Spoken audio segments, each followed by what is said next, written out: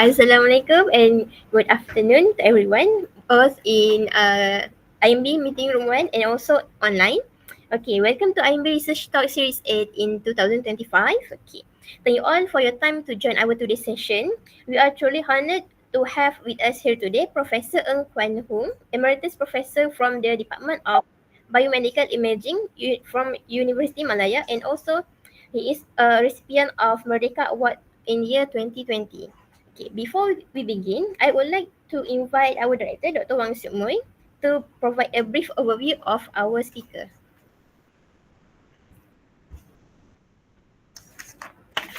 Assalamualaikum and very good afternoon, everyone. Ladies and gentlemen, it's my honor to introduce today's distinguished speaker, Emeritus Professor Dr. Kwan Hoong, a pioneer in medical physics and honorary professor at the Department of Biomedical Imaging, Universiti Malaya.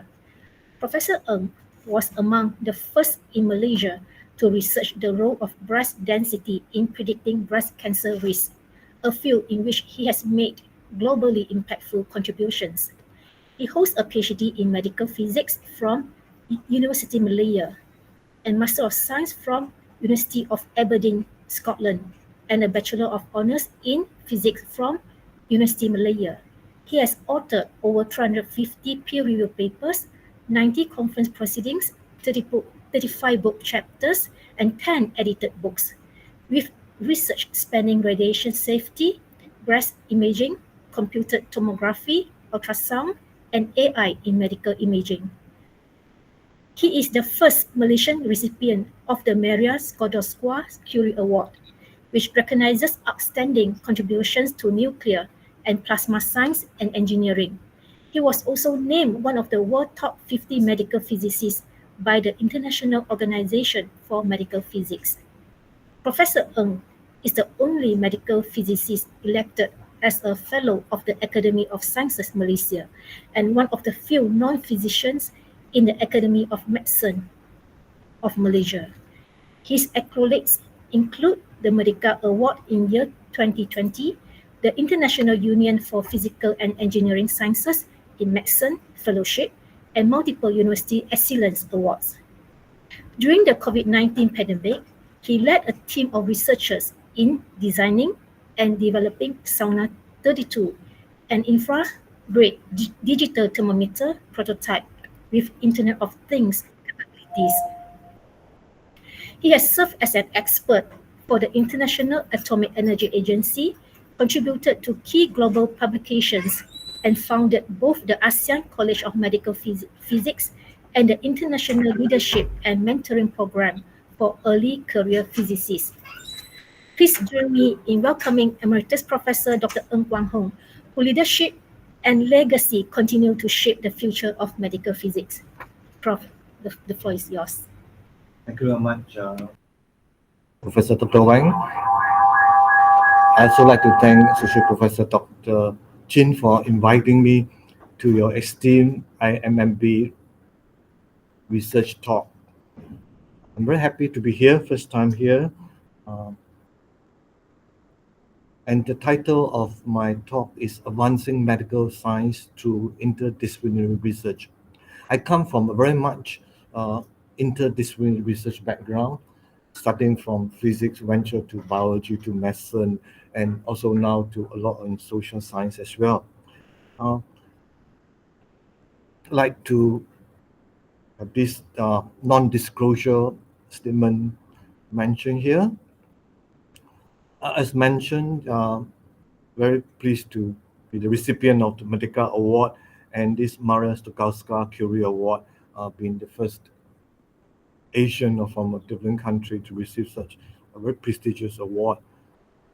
Just some interesting background I have been consulting, working for the United Nations, in particularly the IAEA, International Energy and Atomic Energy Agency, and the WHO in various aspects, taking me to Fukushima as an example, with the team there for quite a number of years, look at the consequences of the Fukushima disaster, and speaking at in places like Cancun in Mexico, and on right in my work with mammography. I still have a couple of students working on that as well, and that is the after the triple disasters in Fukushima.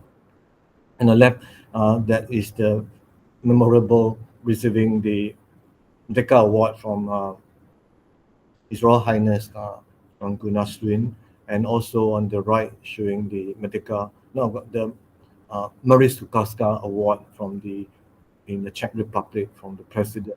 And also very interesting is I also have this interest in drawing, so that is a mini exhibition at the Universiti Malaya Library, some of my artwork and photography work as well.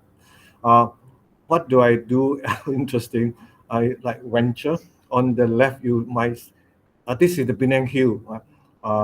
Looking out for dinosaur.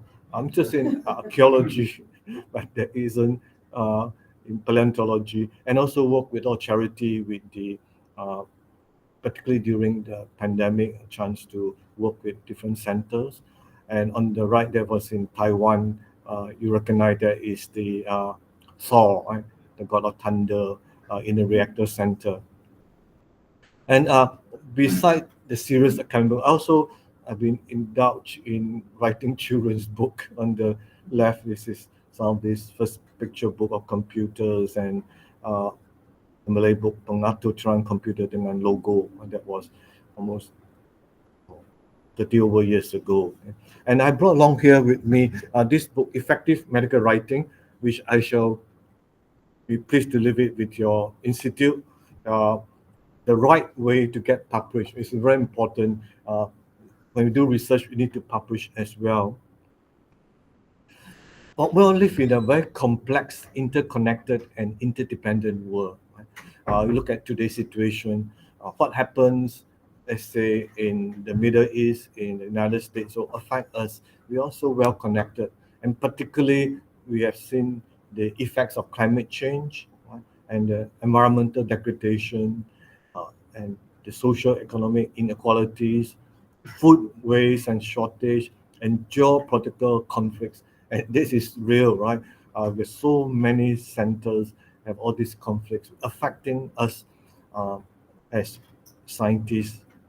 And they're also, you look at the illustration, be it environmental, political, economic, cultural, social, all these are all interconnected. One will influence the other.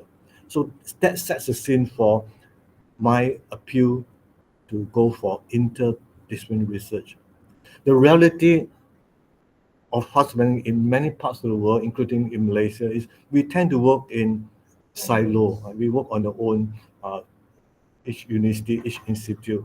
And how nice if we can build bridges, not only that, but crossover to collaborate, to say hello to each other, to work together. And that will be the way to go forward. Now, unfortunately, from ever since the beginning of the scientific age, reductionism has set in, where you go for specialization, specialization. An example in biology, like is the two main branches in botany, zoology, and if further, like we specialize to evolutionary biology, molecular biology, microbiology, biochemistry, biophysics, and many, many more and more stuff. And that poses problem for us to advance the knowledge. It becomes fragmented. Now, why interdisciplinary research? Because it holds the promise of unlocking lessons from multiple academic disciplines to solve the global challenges. And there are a lot of global challenges, as explained. You see this SDG, right? I have a chance that is in Vienna, one of the headquarters of the UN, often for various consultation work. Um, you look at all these issues, be it clean water, the food, education, clean air, all these are very complex global issues. And you realize that we are quite close to that, isn't it? 2030, we're supposed to have accomplished this, but no way, right? Another few more years, we can satisfy or successful in achieving those goals. So we need interdisciplinary approach. Now, the interdisciplinary research, this is one explanation. Two or more disciplines combine to create something more than a sum of their parts. It's about not being constrained by one way of thinking or tackling a problem. Instead, skills and knowledge are gained in a variety of disciplines, and new applications for the research are sought. In short, it's home of the blue sky thinking. It's limitless. Go as far as you can. That is the whole point. Notice beginning says something more than the sum of the parts. Like 1 plus 1 is not 2, but is greater than 2. That's what interdisciplinary research. So it is really for tackling complex issues that we face today. So let's go back to earlier. We had the disciplines. You have biology, chemistry, physics, all this, right? So single discipline. Then you have multidiscipline. Oh, it's additive. Right? 1 plus 1 is 2. We work together. It's quite common. Multidisciplinary. I'm sure all of you were involved in one way or another. But interdisciplinary will be we work together. It's interactive. Require one. For example, my background in the physical sciences, I took great pain and trouble to master the biological sciences and medical as well. Many. It's a lot of investment in that to understand that. Right? So, like my research in breast cancer, so I really have to understand a lot. And by the way, my PhD is in pathology. Interesting. Right? There is no medical physics then. To invest understanding, so deep into like my area in pathology and the basic life sciences. But going beyond would be the transdisciplinary, where we synthesize of knowledge, we create new discipline. You look at the illustrations, all merge one continuum. There's no okay, this is this and that, right? No distinct, but all are together. So that is the transdisciplinary, and it goes from a simple to a much more complex issues. So what are some of the complex issues? As I mentioned earlier, when I look at the SDGs, good example. We're supposed to achieve by 2030, another 5 years. We are still struggling with all of those SDG goals. I'd like to start with interesting cover, right? Can you identify yourself with this? We all wanted to be a scientist, or you want to be superheroes to save the world, to solve world's problem. Right? You can identify one of those superheroes. That is the of nature. In 2015, about interdisciplinarity, right, to tackle the challenges facing society: energy, water, climate, food, health. Scientists and social scientists must work together. It's important. The social scientists must understand science and work along with us as scientists. And that research that transcends traditional academic boundaries is still unfashionable and poorly rewarded. And this special issue of nature examines what governments, funders, journals, universities, and academics must do to make interdisciplinary work a joy rather than a curse. So that is the editorial of this special issue. It's interesting. So I mean, we all will save the world. I say the cartoon or Snoopy and Charlie Brown is quick to save the world. Uh, how to solve the world's biggest problem? One of the main article in that issue is uh, interdisciplinary, that is about 10 years ago, has become all the rage as scientists tackle climate change and other intractable issues. But there is still strong resistance to crossing borders. The way we are trained is very boundary based. We're trained as microbiologists. We will do microbiology research for the rest of our life, make a big name, but crossing over is still a problem. So we have to bring people with different kinds of skills and expertise together. No one has everything that's needed. It's still true today. Now look at the trends in Asia. Some example, in 2000, we have the National Natural Science Foundation of China plan for interdisciplinary research. They're still very strong. They had a vision. They invested in that. and then you have Academy for Advanced Interdisciplinary Studies at Beijing University, and Nanyang Technology University, NTU, has established its interdisciplinary graduate school in 2012. It's still going strong. How about in Malaysia? There are some examples. In the mid 1990s, like Universiti Kebangsaan Malaysia, they started this Institute for Environment and Development, Lestari, still active in research, and you also have the Institute of Systems Biology, the Immb. At the University Malaya, we had the Institute of Advanced Study, the IPS, and also the impact-oriented interdisciplinary research grant program, the IRG as well, and many examples. Particularly, most of the big universities do have some form of interdisciplinary research. And transdisciplinary research grant scheme, TRGS, have any one of you apply for that? It's quite recent by Mustang, right? So you can see they go with the trend, right? The latest is transdisciplinary. Yeah, and this an example. I just searched the web. AI and health, transdisciplinary research, and social innovation. These are in thing today, right? We haven't really have a good foundation in interdisciplinary, and then we jump to the next one. It is a fashionable way to do that. Um, Now, why interdisciplinary research matters?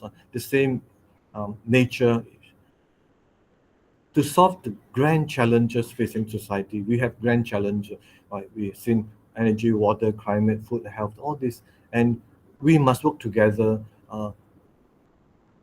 to solve all these problems. Right? And but the problem is it's difficult to get the funding because the funders may not necessarily understand. We need lots of funding, and bringing all these people together will be a challenge as well.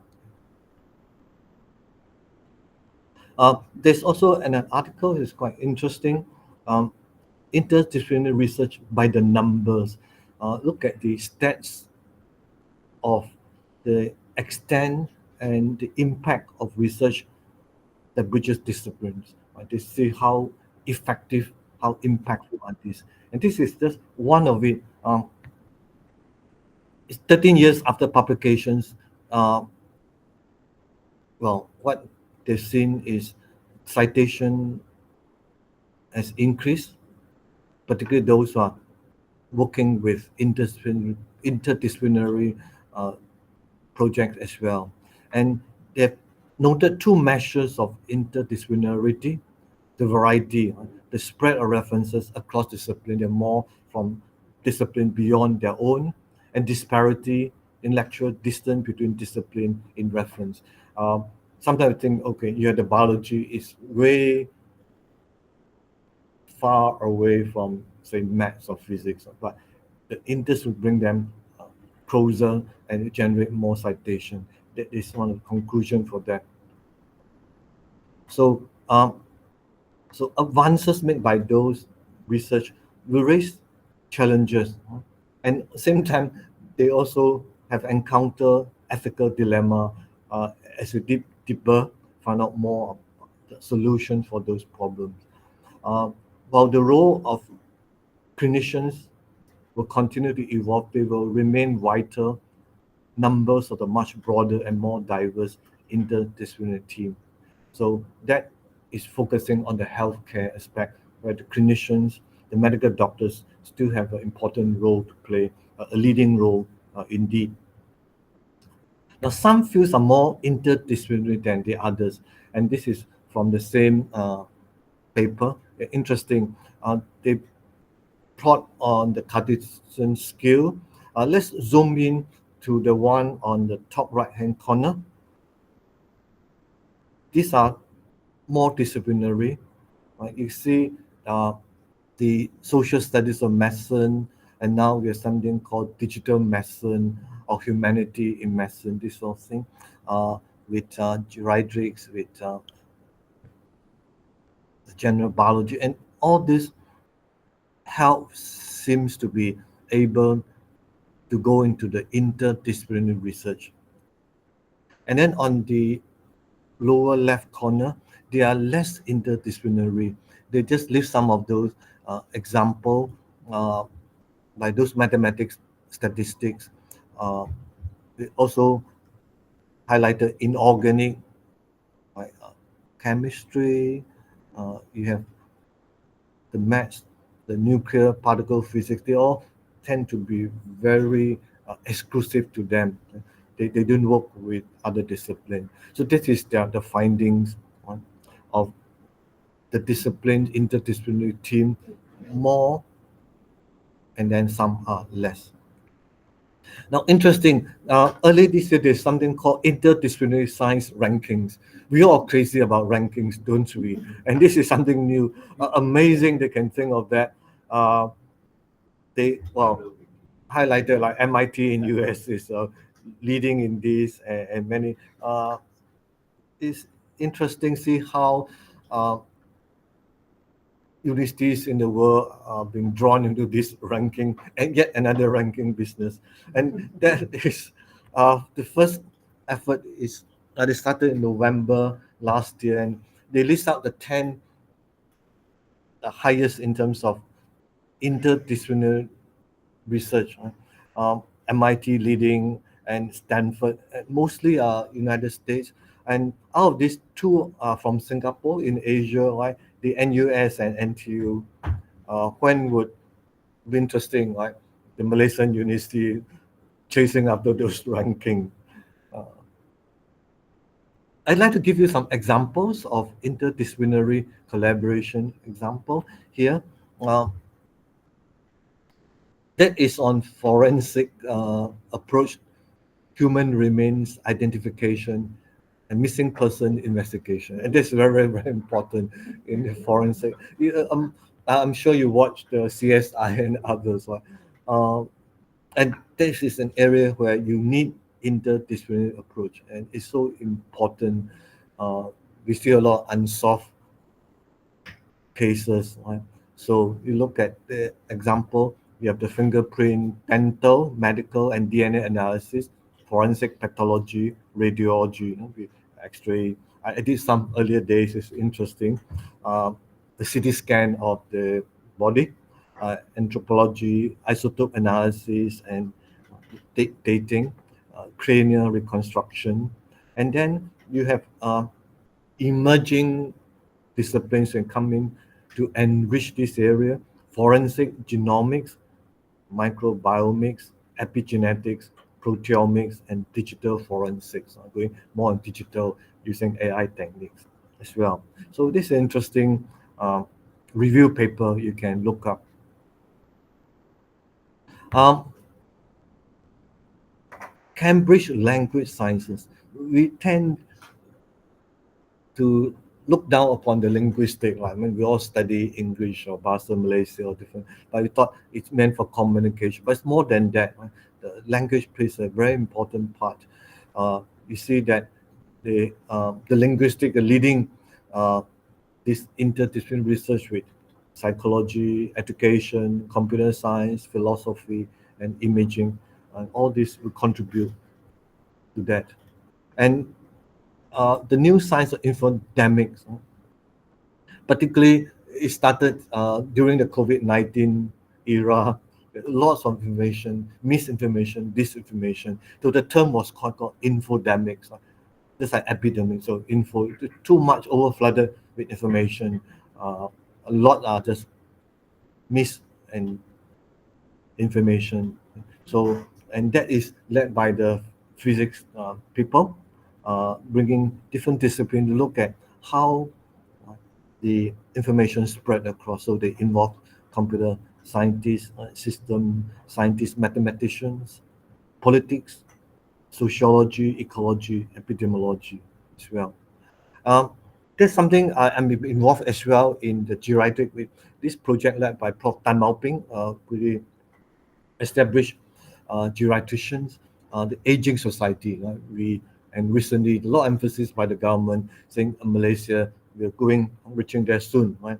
The aging society, and you notice, and we got a huge grant. I'm just part of it doing with osteopenia. the loss of muscle using MRI scan and so on, but involve the aging with diseases like Alzheimer, you have genetics, you have pharmaceutical as well. The healthy aging, the diet, the food, lifestyle, exercises, and the other one is injury. Old people have a tendency to fall. Okay? Look at different aspects: the architecture, the ergonomics, the physics, the engineering aspect. So we look at as complete as possible. This aging itself have created opportunity for different disciplines to come together to work.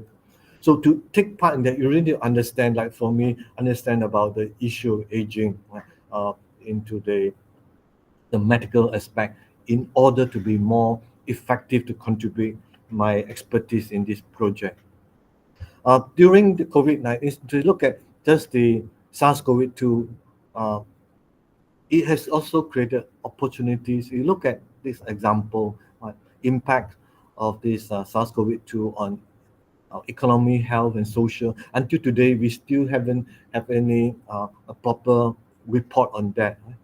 That means aerosol transmission. How is it? Um, that is when engineering people will come in, develop a more accurate model to predict its spread. Right? It's good that we do that now. Right? We never know when it will come back again. How could we communicate accurate information to the public, overcome this fake news culture? Uh, Vaccine clinical trials,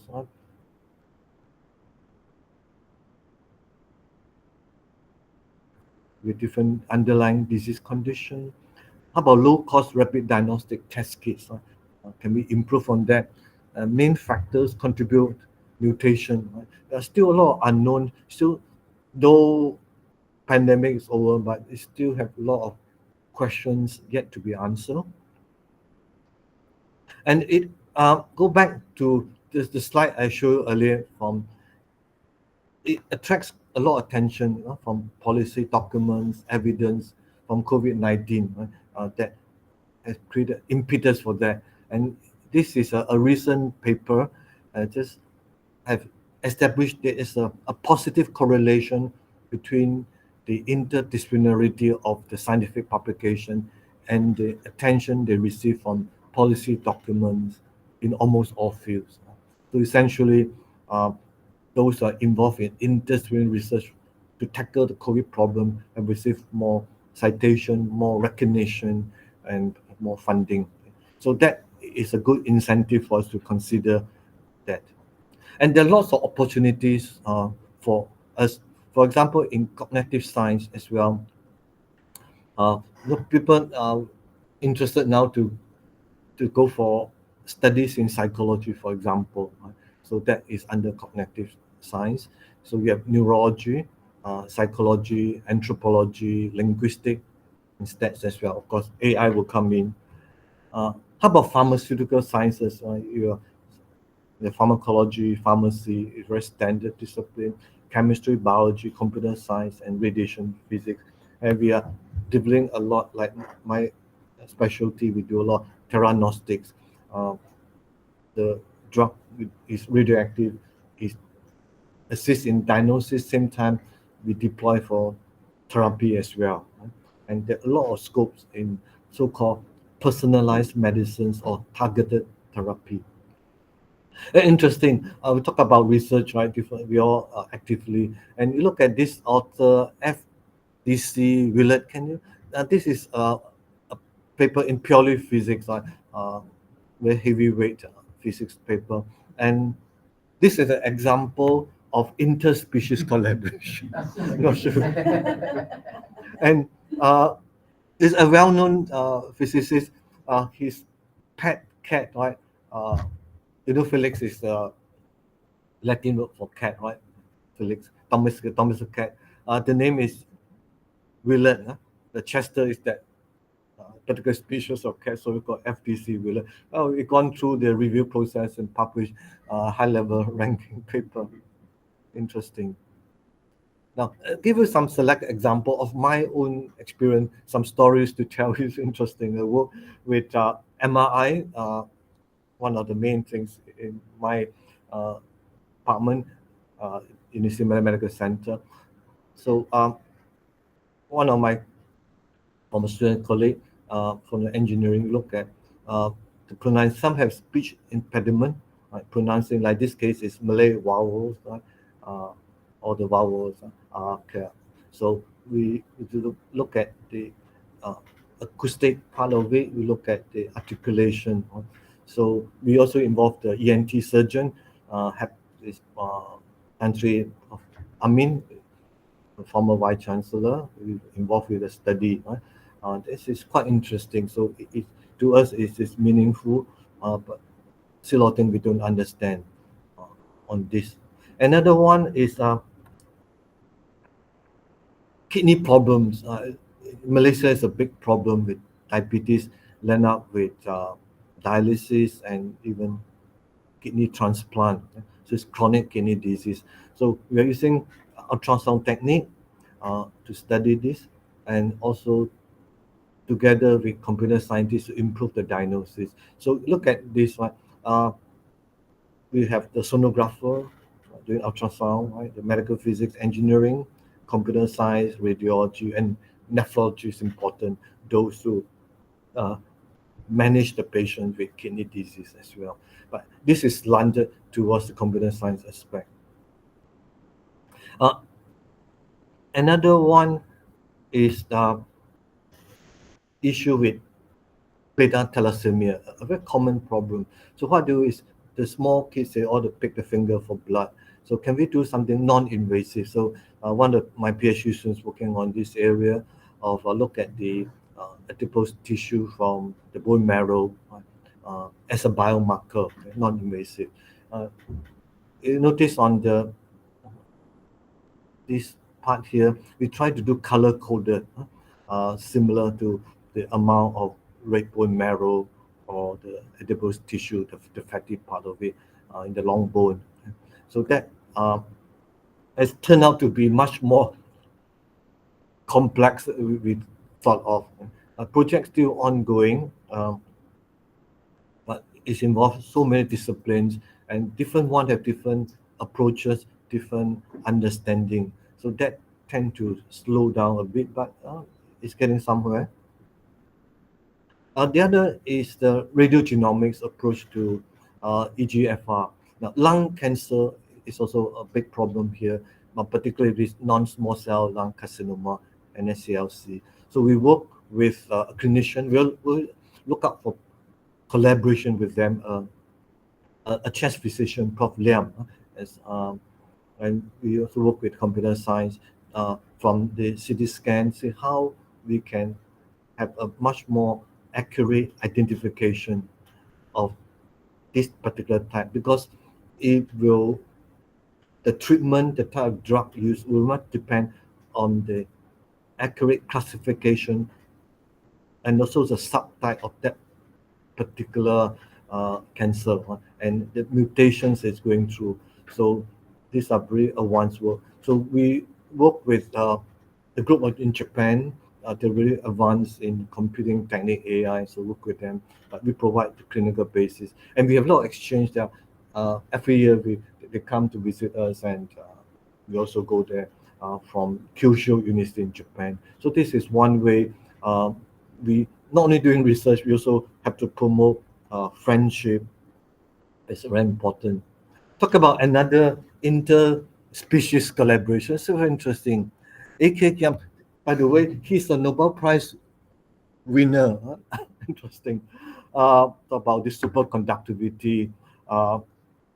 You know about levitate, like the levitation train in China and elsewhere, right? HAMS Tischer, right? Gam is a Dutch scientist. Right? So Ter is very common Dutch name, the Tischer. So no one suspect HAMS. Sometimes they use a lot of initials. Interestingly, he explained using a flock to levitate the flock using very high superconducting magnet. Actually, he was sued for mistreatment of animal. Mistreat the flock, torture the flock. Anyway. No animal ethics approval. Yeah, animal. So there's another, well, I mean, the top scientists, they're humorous and thing, but today I'm not sure they can get through the review process or the scrutiny by the editors. But that is the fun part about research. So that is the co-author, his pet hamster. You can see, very clever. Actually, hamster. The name of the is Tisha. Now, how do we build and sustain interdisciplinary collaboration? uh, how to start with skills that can offer that each of you all have their own specialty, right, or more than one sometimes. Think about how collaboration will meet your needs, right? Looking at people, which medium you like to find collaborator, send an email, meet them at conferences, or ask for referral. How to introduce yourself is very important.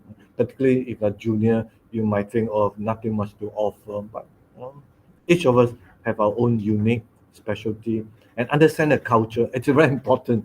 I more and more believe in the culture. Like I work with Japan, you know the culture. Work with them, with the American, a different culture. Also with Australian. So you need to work.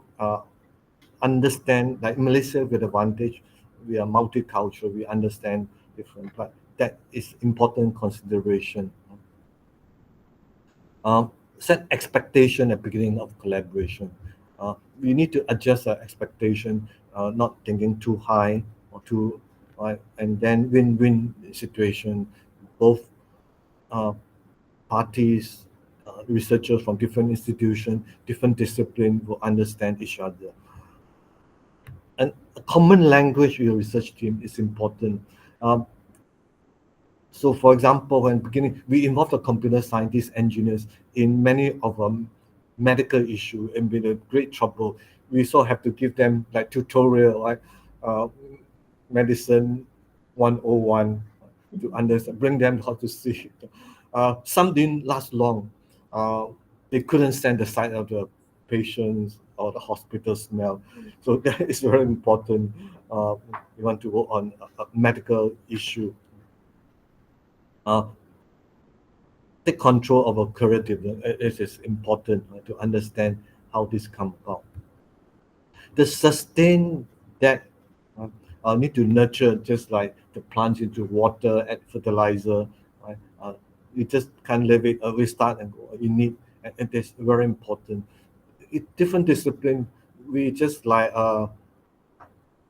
chicken and duck talking each other, or different languages. You need to, so invest in learning, understanding others' culture and style. Very important. Even let's say in Malaysia, right? Each university has its own style, isn't it? Right? Whether UPM, or UITM, right? You have different management style, different culture working. Need to understand, else there will be a stumbling block. To cross that or break that barriers is important. So a lot of time is spent on this before get to the solving the real research problem and getting along with researchers who think differently from us. Often, even my own experience, we have lots of roadblocks, misunderstanding, or someone go this way, some say this is better, and we are limited funding. So what to do? So some have left the group broke up. Right? So these are some of the issues we need to understand and build trust, respect each other is very important. Um, every discipline will contribute. We can't say, oh, I'm a geneticist, and my area is more important than a microbiologist. Right? No, everyone will contribute differently. That's what we need. Right? So we need to respect each other, their expertise, their discipline. Right? Also building trust in each other and in upholding the integrity is most important. I mean to do good research, impactful research. Now, pitfalls I mentioned earlier, notice I mentioned culture for the third time here, right? It's very, very important. And personal differences. The success of any project depends on how we navigate the culture of the team members. Those of you have a team of a PhD student or postdoc, you will understand that, right? From different countries, we need to adapt to that. and also the communication gap, how we communicate with each other through email or social media or other forms. And the mistrust, distrust, disagreement among researchers, there is another one. Sometimes, particularly involve different institutions, different disciplines, we might distrust, we might think, oh, he come here to steal our ideas, steal our data, and then to go ahead. Well, this has happened before, so sometimes you can't help. So the trust building is important. Unrealistic competency expectation. Some might think, oh, after 1 year we should publish a tier 1 paper, we should have this is result. May not happen that way. Remember, we're trying to solve some complex issues. This is something very sticky. The authorship lined up. How so much so now we have, and some journals you have two principal authors side by parallel, right? Some journals allow that. Equal status, right? Because normally the first one is the principal author or the correspondent, but now some journals allow even two correspondent authors, because all those ranking, all the ego issues come in. So it's good to discuss it at the very beginning of the collaboration. What position? Else you really friends become enemies. And divergent research direction. This bound to happen. So see how much you can tolerate that and adapt to that. This is the nature. Had this good advice. I just show you 5 tips for researcher. Be strategic. Don't overcommit. I think I mentioned expectation, the collaboration agreement. In black and white is the best, right? Some form of agreement. Communicate your failure, not just your success. To admit you have different culture, different style working, limitation in funding, in manpower. Embrace all types of output, not just papers. It may not be a tier 1 paper. It can be a product, or it will be some that can benefit the patients. Learn what it takes to be a good team player is important, right? The building a good relationship, lifetime friendship, and that is very important. You may not succeed in that particular research project, but you will be maybe a platform to launch to a different research as well. Okay, let's watch a video.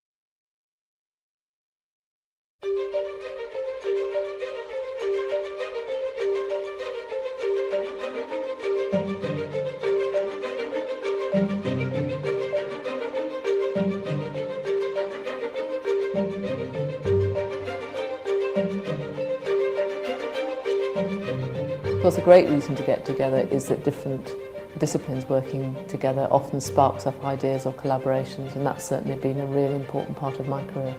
Collaboration is enormously important in contemporary science, and it's because really difficult, messy problems require a multidisciplinary perspective.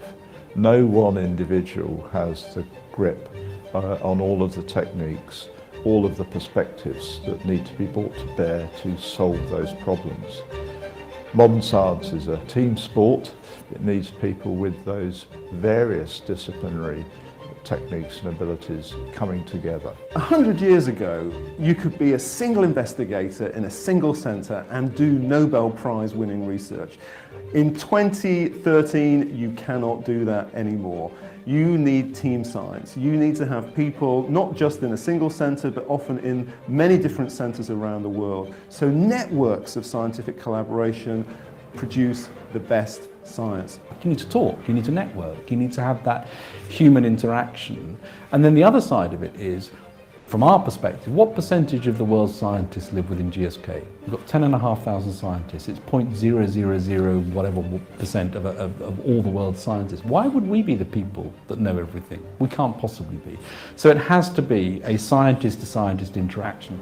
I've had an opportunity to work with people like environmental scientists and climate scientists, geographers, philosophers, historians, and economists. So I think the advantages of working across disciplines have been extremely important in my own career.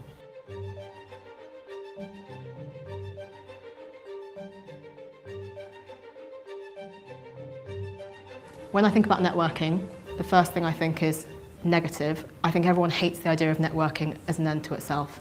It's very daunting to go to a conference like this, see someone at the other end of the room, you've read all about their work, and actually think about going over there, approaching them and starting a conversation. Meetings like that perhaps help break down some of those barriers because you meet these people socially. If you've got a poster, then it gives a substrate for discussion with someone more senior and gives rise to questions and debate. As a very junior trainee, that is the benefit of networking, that ability to draw on expertise from people that are normally more senior than me.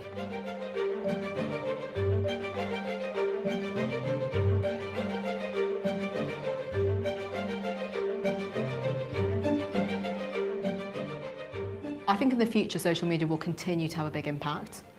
Technology is moving very, very fast. Traditionally, medicine and academia have been slow to respond to new technology. I think the answer to that is partly going to lie in networking. Often collaborations upon which successful careers are founded are forged relatively early in one's career. You get to know people, you trust them, they become your friends, your colleagues, and that can lead to very productive interactions as your career progresses. In a meeting like this, where you're bringing many different specialties and fields together, it's an opportunity to really see how interdisciplinary science can be incredibly powerful.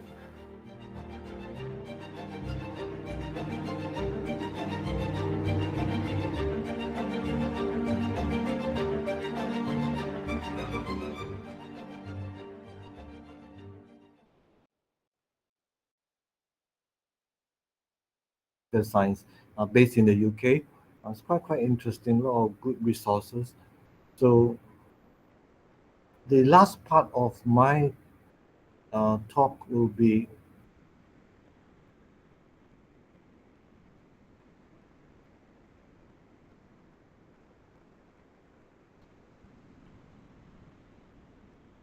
unlocking the power of human versatility, the polymathic thinking. You recognize Leonardo da Vinci, right? The Renaissance period. He is what is known as a polymath, one who is knowledgeable in different fields. Is talented architecture, he's the artist, scientist, anatomist, and pointing about that. Okay? So we learn much, right? And learn much in different fields. Just like in fact, all of us can be considered one. You're yet to discover your talent, like your painting, drawing, music, and so on. So this is the concept of Renaissance man, right? Unum universale, that is started in the Renaissance period. A man can do all things if he will. Let's say most of you are biological sciences or health science bases. You want to go into learn, say something on AI. Well, if you want, you can do it. Right? That is the concept of this, like the polymath, but it's driven by curiosity. Well, all of us are curious, else we wouldn't do research, right, to find out more. We are passionate in learning, in also the synergize different knowledge. That's what this interdisciplinary is about, right? Different fields and master 3 or more domains. This is a general understanding of that. Different people here. I'm glad that I see the picture of Immb up there on the wall. Yeah, it's one of a very interesting thing about Omar Khayyam. All these Blaise Pascal, Benjamin Franklin, and Maria Curie, they are amongst the many polymers throughout the centuries. And I've written a paper on this physical engineering sciences in medicine on this modern renaissance need holistic knowledge and polymer to drive change. And issues a lot of real urgent need to solve uh, climate change, for example, right? Food security, and many you really need this holistic way of solving the problem. Uh, okay, you all know about the Senate. It's interesting. A good example is father of early modern history. And at the University Malaya, we have 6 college. This is residential for the senior medical students. And here, Narizo Adi Prof, one of my former students, he is the warden or don't know what name they call it now, looking after the college, named after Ibn Sina. It's interesting. And there are various throughout the centuries and time and space. There's a book by Wakas Ahmad mentioned about them. So different civilization, that different one. You might recognize some of them might be your idols as well. And all of us could be a polymer in some way. As we talk about interdisciplinary, don't worry about going to understand or learn another new field to work. So it's within us a potential. We need to unlock that potential. And that brings to another of my favorite. You all know about Rumi, Jalaluddin Rumi, a person. Uh, he wrote in Persian, translated. Recently, I got one of his books. It's amazing, philosopher, Islamic scholar as well. You see, we are not a drop in the ocean. We are the entire ocean and drop. You understand? Right? We're this drop, but it encompasses all the ocean, all the. So we have all within us, waiting to be unlocked. Right? So we have vast potential, a knowledge within us. Right? We never realize you have that talent. So explore that. That's what Rumi tell us. And I mentioned this guy, right? Interesting. Get hold of this book. I have a digital version of this book. It's based in London. Wakas Ahmed is an unusual guy. Uh, he is working a bouncer in a pub as well in London. He's a trainer, trained in the gym. He's a writer, and all kind. And also not easy to get him. Some of my friends tried to get him to speak. Long, long queue for the appointment. So he's very much for this interdisciplinary. We talk about the polymer, which I mentioned. So very much. Now, one good question he raised: why then do parents, schools, and employers insist that restrict our many talents and interests that we specialize in just one? Isn't it? Even like my grandchildren have problem. The parents, they're still in secondary school. Okay, you do medicine, you do law, you specialize. Yeah. So can't we just be more? And so yeah, he mentioned about 6 methods or path, right? In this, I won't go detail, but these are the 6 areas about knowing ourselves, unlock curiosity, nurture various abilities, tap into versatility, and move between fields. And that is important, right? To understand different fields. And today is quite easy. With a lot learning from YouTube, all this, we can pick up quite easily. You never know, right? You can be conversant, become expert, and connect the dots. Is what I'm trying to do. Understanding different to solve the problem, because the major problem you want to solve, big problem, impact through research. Then this is the way to go. And integrate different fields of expertise, offer clarity and overall perspective. So Ahmed Waqas, in his book, he really explored all these 6 pathways are very, very useful and practical for us. So go back to we started from nature, right? This cover, right? All of us want to be superheroes to solve the world's problem, but there's opportunity now, right? We can do that with interdisciplinary research. How to start, right? And who said that? I guess As you start to walk on the way appears. And it's Jalaluddin Rumi. It's an interesting book. Uh, don't worry, okay. If I work with, like, I started working with geriatrician on this aging, uh, osteopenia and all the issue, I to start reading, find out more, learn about physiology. But you just go there, right? And slowly, you begin to understand, you see the light. So take action and explore. So I find that the ancient philosopher really illuminates our path for research. And while doing this serious thing research, but it's find time, uh, as I find time to Penang Hill look for dinosaurs or elsewhere, each to drawing, learning. I still draw. I enjoy drawing, learning. So all this will really help us. Right? You never know, just like Eureka, right? It's a bright idea, brilliant idea. Right? You find the solution. So encourage you to do that. Oh yeah, that's me in. I still go hiking, walking. All right, I like to leave this with you. One of my mantra or the mottos: achieve more. We should imagine together and change together. Uh, to imagine, dream big, dream about research problem and change. We really need to change the way we approach things, our philosophy, our culture, and making a difference is the most important part. Thank you.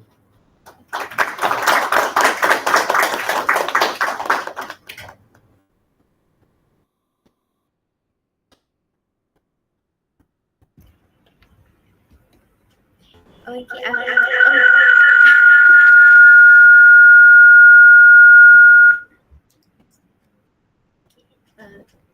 Okay, thank you, Prof, for this very informative session.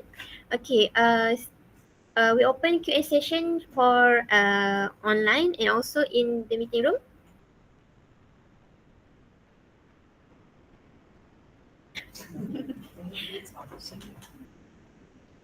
Yes. Thank you. So, opening for all of us today. My name is Mohamed. I'm a postgraduate student PhD here. So I just have two simple questions to ask. Okay, the very first one is that as a Merdeka Award recipient and many more accolades to your name, what is one advice that you would like to share with the new scientists like us? The first one. And the second one is that in order for us to actually excel in this interdisciplinary research, we need to know so many things, right? So when is the right time for us to start? Do we need to be really an expert in our field for we start, or we just start and then, yeah, to be the... Thank you, Prof. Yeah, let me show. Excuse me. Let me show this. Yeah, the Rumi give you the answer. Right? Start now. You start walking. Don't wait for a path. If there's a path in front of you, then no more research. Right? People have done the research for you. Because you know the word research is search and search, right? Search, right? Keep on searching, right? You just like go to the jungle, you search for something, there's no path, right? So you go, the other one to towards the end, right? And in my speech at the Merdeka Award, right, in front of the Tuanku Nasrin, is I mentioned curious. You must be curious, and curious is the beginning of knowledge. Right? You need to find out more. Now I have slightly more time to explore new areas, so I'm learning. Be curious. You find myself sometimes in some people's lab, particularly in the biological, find out about something I still can't really understand about genetics, about mutations. So I talk to the life scientist there to find out. So curious, then you understand and read up. And it always to meet. I used to have research group physically while they come together, talk. Of course, makan would be the cohesive thing to bring together, share knowledge. Also, inviting people. I think once I invited Prof. Chin, right, about his penguin, is it? Antarctica, interesting. And got my research group. My research is on imaging based and very technical. They were really excited about that, and some even want to think, even have a chance to go to Antarctica. So so I brought in different people, right? Different specialty. It's interesting, right? Just to see that there's a lot of fun, rewarding in research as well. Okay. Yeah, curious. Yeah, yeah. It's the beginning of knowledge, and that is you can trace back to Socrates' teaching, the philosophy, the curious, or the wonder. The wonder, the nature, right? Uh, Sometimes even I've been organizing a lot of stargazing activities for schools. Interesting, right? For the school children, yeah, organize the astronomers to bring in telescope and see, right, the moon craters, Jupiter, Mars. It just arouse the interest in science, and of course that bring back, right, the creation, right, this wonderful creation, that is important.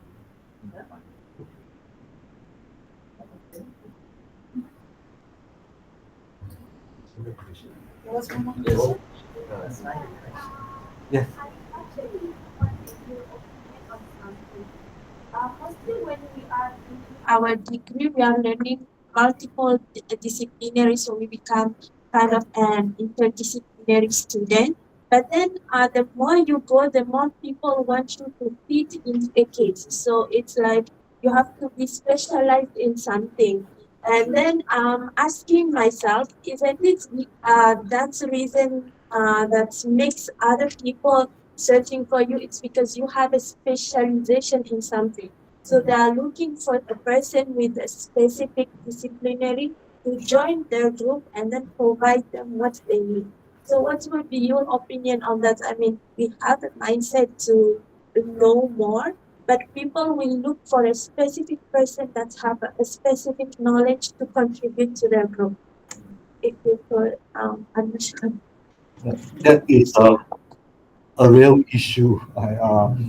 It's reality. We all are required to specialize. Just like your PhD, you need to specialize, sub-specialize. So much so you might know at the beginning of the first year, right? Your supervisor knows about your topic, your research problem. Second year, you know equally. By the time you graduate PhD, you are the only one who knows, right? The supervisor doesn't know, right? It's true, right? It's just beyond us. You're so specialized, right? You have done the research, you have written the report. So we will need that specialization, but same time, don't forget we can move sideways as well to explore. And see we have unlimited potential within us, right? Uh, Anyone doing neuroscience will know, right? The millions of brain cells are not used at all. Right? Use them you still have time to study and to apply them. For example, what most people are doing is multidisciplinary, not interdisciplinary. We have a lot of projects they get, so it will like economics. They take care of this project, or they run economic, right, and biology, social. But require you to understand uh, that to take up the study, the 10 lectures. So it's difficult, a lot of investment in your time resource. So if you are willing to do that, then go ahead, right? Some may not be willing to, they just want to keep on specializing, just keep on publishing in that area. That be fine as well. So different module, different strategy, but it'd be good to explore your hidden potentials. You never know. It's a lot of examples. Uh, I know many. I'm in the with the medical people for my whole life, or the fraternity. Amazing. Many of these doctors, they are very, some of them are specialized. They qualify in two or three medical specialties. they are accomplished pianists, violinists, and some, like in my department, two took up AI courses. Yeah, they're radiologists. They got like they got the degree certificate on the spare time, right? So they are a medical doctor, radiologist as well as AI. Right? They took up part-time courses. Just amazing. Right? They contribute a lot. Right? They themselves they understand medical, and now they have computing knowledge. They can contribute a lot to the field. But a lot of issue with, I'm sure you want to develop AI, right? You bring in computer scientists, uh, they don't quite, they don't understand, right? And you might not have the desired result, as even though you've done some research, published paper, it may be different from what they expected. So that is different. Our own mind is more opportunity. Yeah, challenge yourself. Right? Do I really want, like Rumi? Read up more about him. I discovered him a couple of years ago. And just really gems of advice for particularly many of you are early career scientists to be excellent.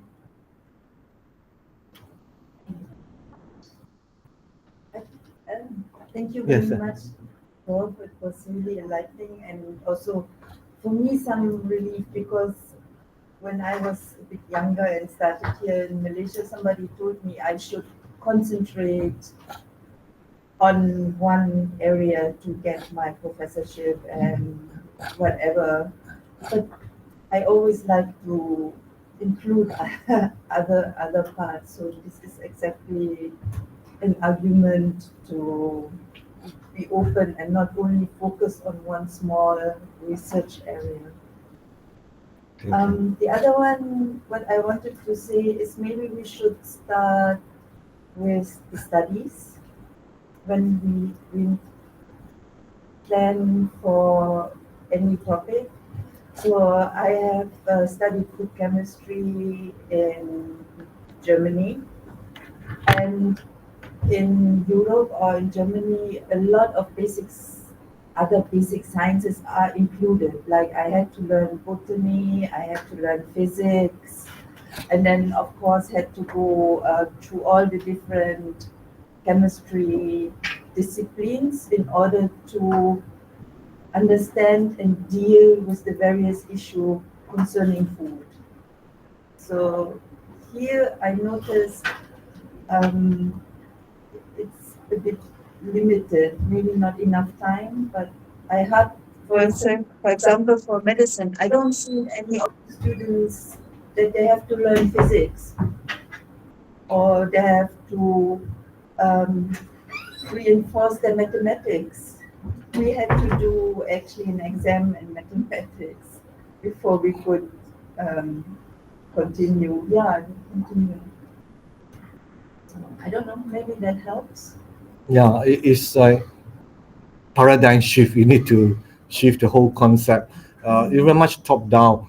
The leaders in the universities, institutions have to have that kind of mindset to drive this. That's why my last slide is we need to imagine together and to change, right? Make a difference.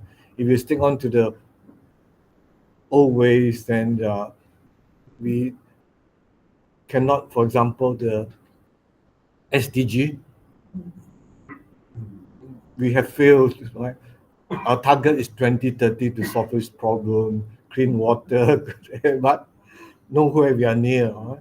So, and also, I'm working with at the level, we find that in a meeting like this, we solve a problem, different one come with their own agenda, different spirit. Like the chemistry, we emphasize chemistry is more important than biology, right?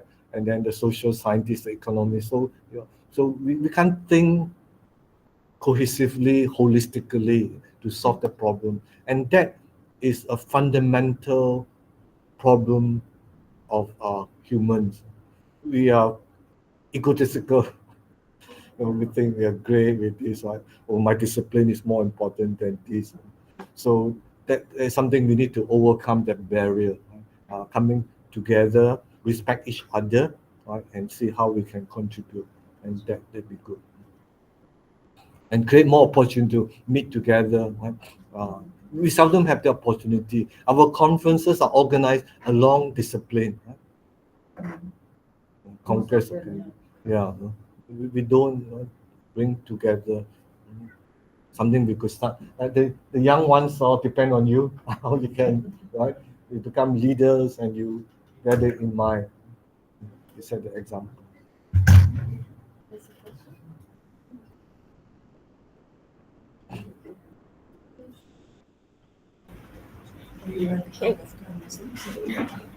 Okay, tak ada question kan?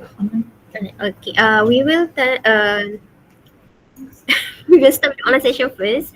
So after this, we have a token of appreciation for Professor. Don't forget to scan the QR code for the participants in the meeting room. So for online participants, don't forget to click on the Google link. Okay, thank you.